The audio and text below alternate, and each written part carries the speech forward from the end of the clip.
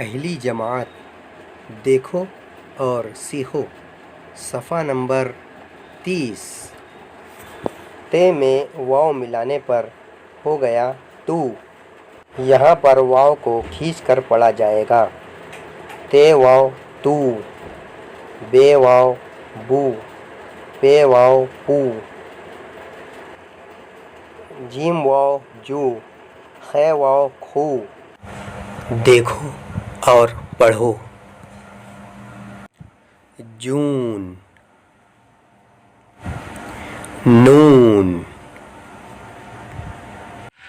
जूता, बापू, राजू,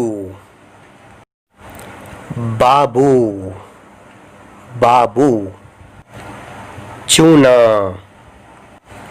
नूर, नूर, खेल खेल में सीखो।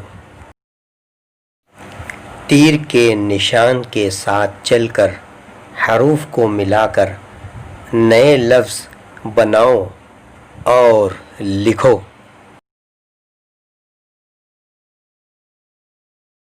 अलिफ, वाव, नून, ऊन।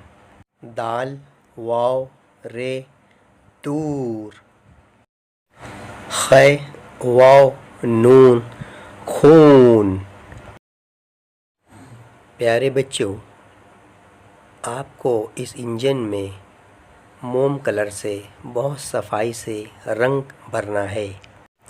देखिए यहाँ पर किस तरह सफाई से कलर भरा हुआ है और कितना बेहतरीन लग रहा है। इस तरह से आपको काम करना है बच्चों।